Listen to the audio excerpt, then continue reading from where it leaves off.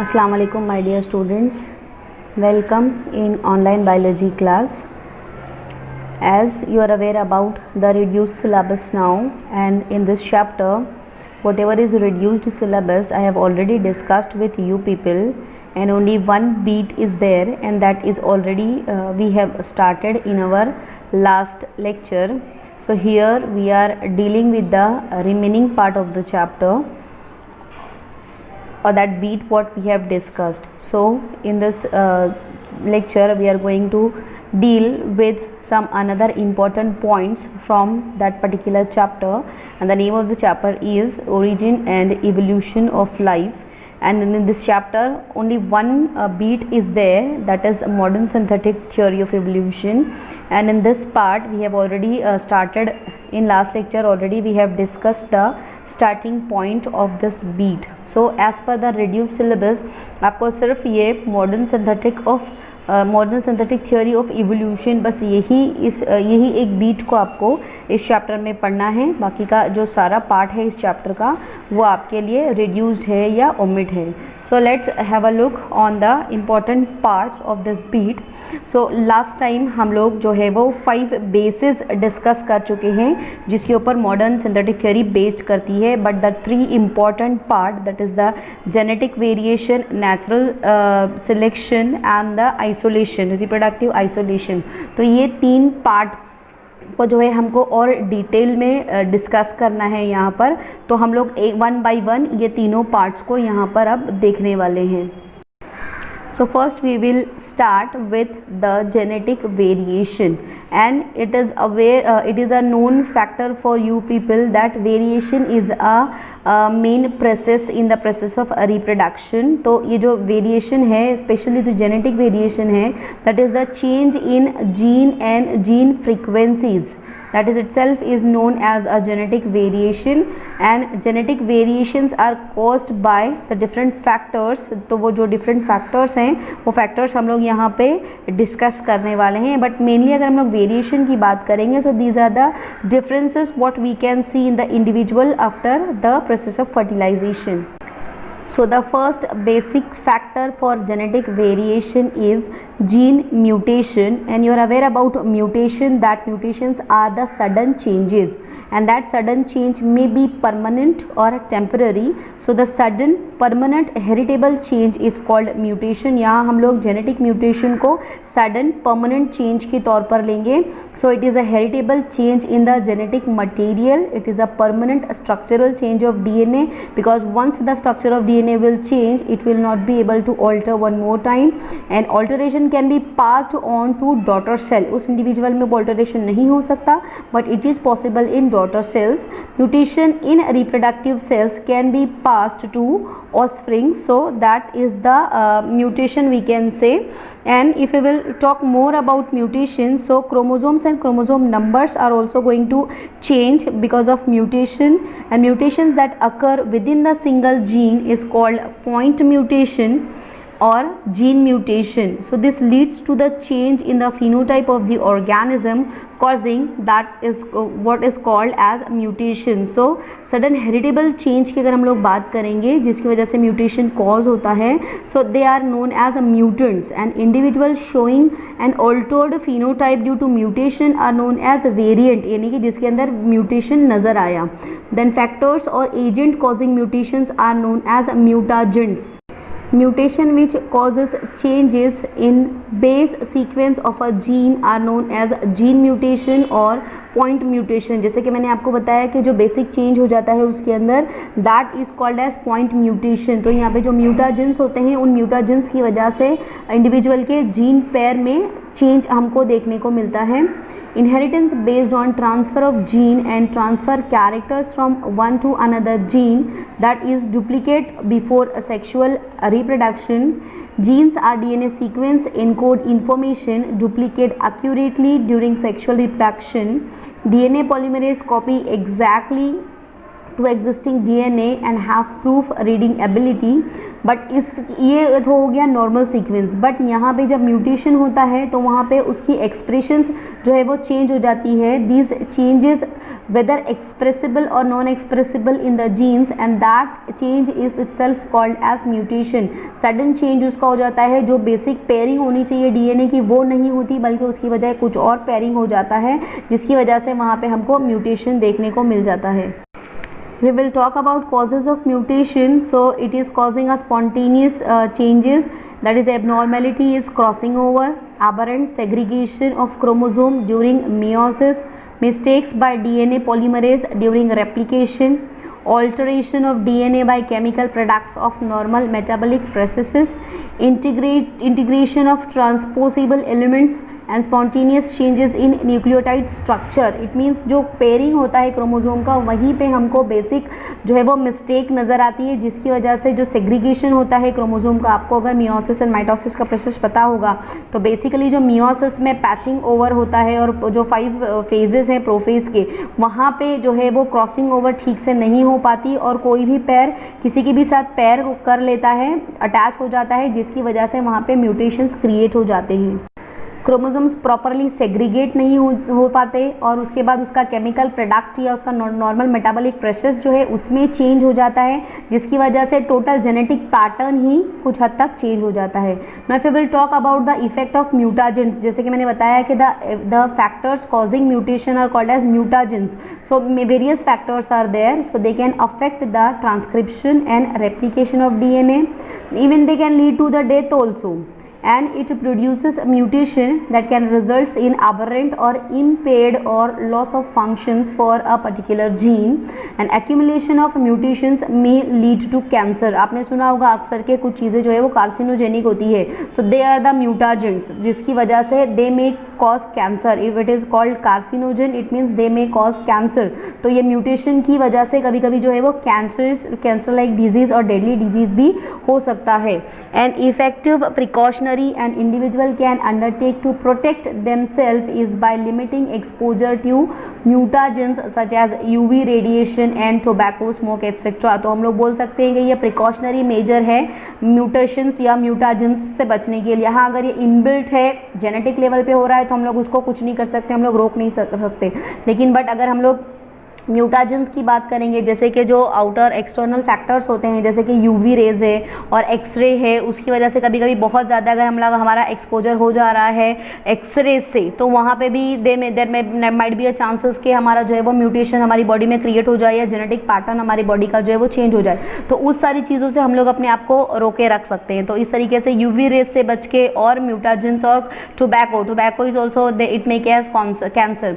तो इस तरीके से एक्सटर्नल फैक्टर्स से हम अपने आप को दूर रख के we may protect our self for such mutagens. Now let's proceed further, we will see the next factor for genetic variation, that is genetic recombination.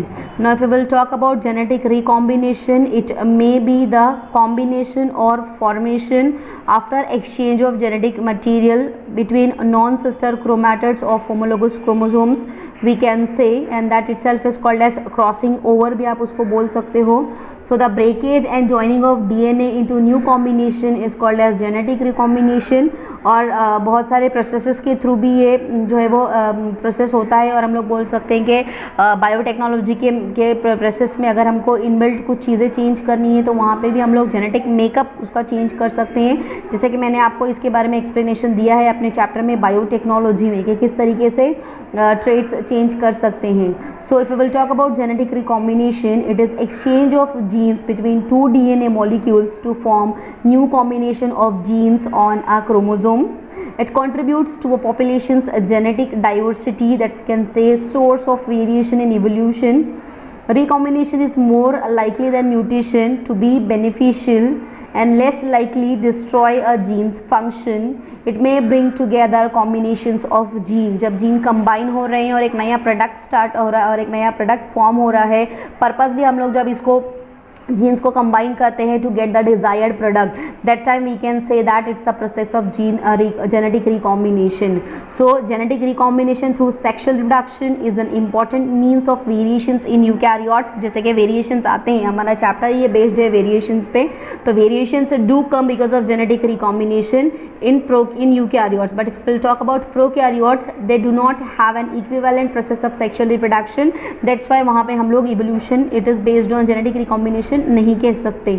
However, prokaryotes do have mechanisms by which DNA can be transferred between strains of the same species or even between different species, and it also contributes to a population genetic diversity because जब बहुत सारे genes combine हो जाते हैं and उसके बाद जब उसका segregation होता है तो genetic diversity भी वहाँ पे हमको जो है वो देखने को मिलती है. An important factor यहाँ पे जो है वो crossing over का यहाँ पे आता है, यानी कि कोई भी जीन कट के किसी के साथ पैर हो जाता है, एक नया कॉम्बिनेशन वहाँ पे बन जाता है, and that itself is called as crossing over. So it produces a new genetic combinations which results in variations.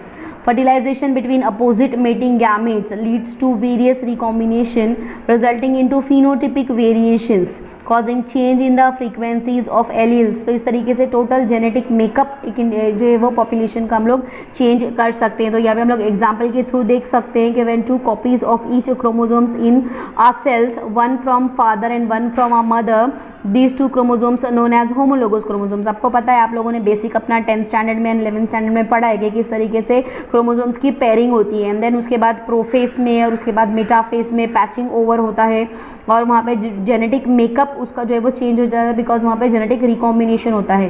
Homologous chromosomes physically exchange pieces of genetic information and इसके बाद जो प्रोजेनी बनती है, यानी कि if you will talk about us self, तो we are the combination of our mother and father. हमारे पास कुछ कैरेक्टर्स हमारे फादर के हैं, कुछ कैरेक्टर्स हमारे मदर के हैं. That itself is the greatest example of recombination I can say, because जैसे ही पैचिंग ओवर होता है या फिर कंबाइन होते हैं जीन, एक नया इंडिविजुअल प्रोड्यूस होता है जिसके अंदर दोनों की क्वालिटीज़ आ जाती है, we can say. Now next reason of genetic variation is gene flow. आपको पता है कि जीन फ्लो जो होता है that is the transfer of gene from one generation to another generation, और we can say from one location to another location. That itself is the gene flow. We can say gene flow is a movement of genes into or out of population. Gene movements may be in the form of migration of organism or gametes, जैसे कि हम लोग बोल सकते हैं dispersal of pollens or segment of DNA transformation. Gene flow also alters gene frequency causing evolutionary changes. So we can say here if there might be a migration. अगर हम लोग एनिमल्स की बात करेंगे तो माइग्रेशन जब होता है तो माइग्रेशन होने के बाद जो जीन फ्लो हो रहा है from one area to another area, that itself will come under this category. So in this case there might be a gain or loss of alleles from a population due to migration of fertile individuals or from the transfer of gametes. It tends to reduce differences between population, and gene flow increases the variability of the genes pool by adding new alleles. If we'll talk about the flies, in one particular area the group of flies is there, and from another area one migrant fly is coming, and then here it is forming a new type of gene. तो इस तरीके से जो ये flow हुआ that itself is called as gene flow. हम और भी बहुत सारी examples यहाँ पे birds वगैरह की भी देख सकते हैं. that is exchange of genes between two population. जैसे कि एक नदी है, नदी के इस तरफ एक group of birds है, उस तरफ एक group of birds है, और इस तरीके से इस साइड का बर्ड उड़ के उस साइड जाके अगर वहाँ पे उसकी मेटिंग होती है, एंड देन वहाँ पे it is forming a new gene form. So that itself is a example of gene flow we can say. So it is the exchange of genes between two populations. Okay, same species की दो population के बीच में जब gene flow हो रहा है और gene exchange हो रहा है, so that can be called as a gene flow we can say. So in animals as well as in plants की अगर हम लोग बात करते हैं यहाँ पे, तो डिस्पर्सल ऑफ पोलन ग्रेन्स बहुत ही बेस्ट एग्जाम्पल है जिसके बारे में ऑलरेडी आप लोग आपके फर्स्ट चैप्टर में पढ़ चुके हो कि किस तरीके से डिफरेंट पॉलिनेटिंग एजेंट्स होते हैं वो पोलन ग्रेन को एक एरिया से दूसरे एरिया में ट्रांसफर करते हैं. तो वहाँ पे जो डिस्पर्सल होता है पोलन ग्रेन्स का और सेगमेंट्स ऑफ डीएनए का जो ट्रांसफॉर्मेशन होता है, that is also a very good example of gene flow we can say. Now next factor for genetic variation is a genetic drift. Now if we will talk about genetic drift, so it is the random fluctuation or alternation in allele frequency occurring in the natural population by pure chance is called genetic drift. अगर यहाँ पे हम लोग example लेते हैं, जैसे कि for example size of a population is severely reduce due to natural disasters like earthquakes, flood, fires, etc. cause elimination of particular alleles from a population, then smaller populations have greater chances for genetic drift. population जो है वो reduce हो जाती है, और we can say loss in genes to a small population means that certain combinations cannot arises and will never be tested by natural selection. over time the small population of flowers will be, यार अगर हम लोग बात करेंगे red और white flowers की combination की यहाँ पे बात हो रही है, तो इस तरीके से यहाँ पे उसका जो क्वांटिटी है वो बढ़ भी जाएगी. But if it is a drift it means it's a loss of genes. okay, then the genes may be fluctuate or the its frequency will get slow down because of the natural calamities or the natural selection we can say. So fluctuation in alleles frequency in small population from one generation to next is called as genetic drift. So the smaller the size of the population, the more likely is to be a major shift in allele frequency. alleles जैसे कि यहाँ पे red and pink flower की अगर हम लोग बात करेंगे तो यहाँ पे ये शिफ्ट हो रहा है पॉपुलेशन का एक एरिया से दूसरे एरिया में. So there might be a chances कि एट लास्ट वहाँ पे पिंक फ्लावर पूरे रिड्यूस हो जाए एंड पूरी की पूरी पॉपुलेशन जो है वो रेड फ्लावर की हो, may be because of natural climatical condition और may be because of some genetic issues. तो इस तरीके का जो चेंज और जो वेरिएशंस आता है पॉपुलेशन में, that is called as genetic drift. And यहाँ पे जो है ये ए भी कॉन्ट्रीब्यूट करता है इवोल्यूशन को, because evolution bye drift is aimless not adaptive because it is chance alone, यानी उतना ज़्यादा ये उसके ऊपर इम्पैक्ट नहीं करता. It's a common between two populations genetic bottlenecks and founder events. अब फाउंडर इवेंट्स वो होंगे जो बेसिक वहाँ पे पॉपुलेशंस हैं, नए आके वहाँ पे जो है वो चेंज क्रिएट कर रहे हैं, वेरिएशंस ला रहे हैं. So that is the genetic drift. तो इस तरीके से इसका उतना ज़्यादा इम्पैक्ट नहीं पड़ता है इवोल्यूशन पे. तो we can say that it's having a small contribution in the genetic variations. Next factor for genetic variation is chromosomal aberrations. So these chromosomal aberrations may be the structural morphological change in chromosome due to rearrangement. It is called as chromosomal aberration. It changes the gene arrangement, that is उसका order और sequence हम लोग यहाँ बोल सकते हैं, that results in the variation. यानी कि कुछ पार्ट डिलीट हो गया, कुछ पार्ट ऐड हो गया, कुछ पार्ट ट्रांसफ़र हो गया. तो इस तरीके से जो है वो स्ट्रक्चर उसका अगर क्रोमोसोम का चेंज हो जाता है, so that we will considered as the chromosomal aberrations. Now ये जो क्रोमोसोमल एबरेशंस है, they might be mutation due to mutation, और it might be a spontaneous means naturally कभी कभी जो है वो चेंज हो जाता है without any known causal factor. So that naturally occurring or change in the structure of chromosome is called as chromosomal aberration.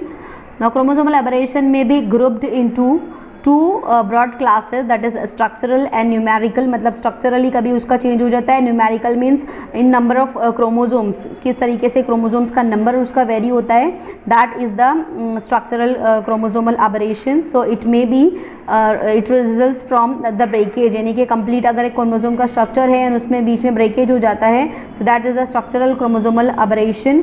Broken chromosomes tend to rejoin if there is more than one break. Rejoining occurs at random or not necessary with the correct end. कहीं पे भी join हो जाके हो सकता है randomly. The result in structural change in the chromosomes, it may be it is happening that उसका जो है वो change उसका structure ही completely change हो जाता है because of the joining. Chromosome breakage is caused by X-rays, various chemicals and can also occur spontaneously. जैसे कि मैंने आपको बताया कि ये aberrations जो होते हैं वो it might be a spontaneous और कभी कभी जो है वो naturally हो जाता है because of more exposure to UV rays or because of more exposure to X-rays or other chemicals etc. Now these chromosomal aberrations are mainly divided into 4 categories, that is deletion, duplication, inversion and translocation. So let's have a talk about one by one of these 4 categories. So the very first one is deletion. So deletion is the loss of genes from chromosome, any part get lost from the particular chromosome और it may be terminate और somewhere it get inserted, so that is called as deletion. इसमें भी दो part आ जाएगा, terminal deletion and insertional deletion. हमको इतना detail में नहीं जाना है, सिंपली आपको बस इतना याद रखना है that deletion involve the loss of part of chromosome. अगर कोई क्रोमोसोम जो है वो लॉस हो जाता है, कंप्लीट डीएनए के स्ट्रक्चर में से एक आध क्रोमोसोम अगर मिसिंग है और वो कट गया है और डिलीट हो गया है, so that itself is a phenomena called as deletion. तो इसकी वजह से भी वहाँ पे जो है वो क्रोमोसोमल अबरेशंस आ जाती हैं और there might be a structural और morphological changes in the chromosome due to rearrangement. तो यहाँ पे वो पार्ट डिलीट हो गया and that is the reason it is called as deletion. Then the next one is duplication. Here genes are repeated or doubled in number on chromosome, that is called as duplication. So the presence of additional chromosomes segment as compared to the normally present in a nucleus is known as duplicate. एक की बजाय दो वहाँ पे हो जाते हैं, उसका डुप्लीकेट वहाँ पे बन जाता है, that is called as duplication. In a diploid organism, presence of chromosome segment in more than 2 copies पर nucleus is called duplication. Simply जो एक पैर होना चाहिए उसका जो है वो डुप्लीकेशन हो जाता है। तो सिर्फ यहाँ पे टाइप्स उसके दिए हुए, बट हमको टाइप्स पे उतना ज़्यादा ध्यान नहीं देना है, simply we need to know what is duplication. So small duplication often are not accompanied by phenotypic effect. Large duplication produces phenotypes through imbalance gene dosage. अगर स्मॉल क्वांटिटी में अगर ये डुप्लीकेशन हो रहा है तो वो ज़्यादा मैटर नहीं करता, बट अगर मेजर क्वांटिटी में होता है तो फिनोटिपिक चेंज वहाँ पे कर सकता है। It tend to be less detrimental, okay, if it is in a small quantity, constitute a major force of genome evolution। यानी बहुत ज़्यादा अगर ये डुप्लीकेशन हो रहा है तो it may change the genome, may cause to evolution। Now next one is the inversion. Inversion is a particular segment of chromosome is broken and gets reattached to the same chromosome in an inverted position due to 180-degree twist. So that is no loss or gain of gene complement of the chromosome is called as inversion. Okay, so a segment of chromosome that is flipped relative to that in the homologous chromosome. Same part जो है वो chromosome का, जैसे आप यहाँ पे diagrammatically देख सकते हो कि रेड और ब्लैक से कलर से हम लोग यहाँ पे पहचानते हैं इसको। तो रेड वाला ऊपर है, ब्लैक वाला नीचे, बट बिकॉज ऑफ इन्वर्जन वो फ्लिप हो जाता है और उसका अपोजिट हो जाता है, यानी कि ब्लैक वाला पार्ट उसका ऊपर आ गया एंड रेड वाला पार्ट उसका नीचे चला गया। सो इस तरीके से जो ये फ्लिप हो जाता है that is called as inversion. So the fragment generated rotate 180 degree and reinsert into the chromosome. तो इस तरीके से जब जो है वो कम्प्लीटली उसका रिवर्स पार्ट आ जाएगा and we can say the complementary part आ जाएगा क्रोमोसोम का। सो इस प्रोसेस में जो इस तरीके से ये कॉम्प्लीमेंट्री पेयर क्रिएट हो जाते हैं that is called as inversion. Next is called as translocation. So translocation is nothing but transfer or transposition of a part of chromosome or a set of gene to a non-homologous chromosome. That is the translocation. It is affected naturally by the transposons present in the cell. You are aware about the transposons, that it is the internal translocation को handle करते हैं transposons, and it is the integration of chromosomes segment into a non-homologous chromosomes, that is the translocation. तो इसकी भी हमको जो है वो दो टाइप यहाँ पे मिल जाती है, सिंपल ट्रांसलोकेशन शिफ्ट और रेसिप्रोकल ट्रांसलोकेशन। तो हमको यहाँ पे ज़्यादा टाइप्स पे उसकी यहाँ पे और टाइप्स पे हमको उसको उतना ज़्यादा ध्यान नहीं देना है, सिंपल हमको व्हाट इज़ ट्रांसलोकेशन उसके ऊपर यहाँ पे ध्यान देना है। सो अगर हम लोग क्रोमोसोमल ट्रांसलोकेशन की बात करेंगे, so here a portion of chromosome is get transfer to another non homologous chromosome and fusion genes यहाँ पे जो है वो क्रिएट हो जाता है। तो आपको पता है कि homologous and non homologous chromosomes होते हैं, तो जब नॉन होमोलोगस क्रोमोसोम्स के ऊपर जाके वहाँ पे ट्रांसफर हो जाता है क्रोमोसोम का, that is called as chromosomal translocation. So there are two types, balanced and unbalanced, यानी कि अगर इवन एक्सचेंज हो रहा है मटीरियल का, नो जेनेटिक इन्फॉर्मेशन और एक्स्ट्रा और मिसिंग वहाँ पे इंडिविजुअल में मिल रही है, इंडिविजुअल नॉर्मल है, so that is the balance chromosomal translocation. And if it is the exchange of genetic material is unequal and part of one chromosome is loss और Altered it's phenotype. सो इस तरीके के जैसे कि सिंड्रोम्स जो होते हैं, डाउन सिंड्रोम्स है और इस तरीके के दूसरे जो सिंड्रोम्स होते हैं, तो वो जो है वो क्रोमोसोमल अनबैलेंस्ड क्रोमोसोमल ट्रांसलोकेशन कहलाते हैं। So hope you have understood the different reasons और factors for genetic variation. So जो भी आज हमने ये genetic variations के factors पढ़े, जैसे कि gene mutation, genetic recombination, gene flow, genetic drift और chromosomal aberrations. तो ये जो 5 basic factors है for genetic variations. So hope you have understood this part. Very simple it is. Simply आप टेक्स्ट बुक से जो भी पार्ट दिया हुआ है उसको आप रीड कर लोगे, so that will be understood और you will be able to understand the concept. Still if you will be having any doubts then you can come and contact me and you can clear your doubts. So the next part is natural selection that I am going to start in next class. So till that you just go through the concept and try to understand it. So we will meet next time. Till that, take care. Assalamu alaikum.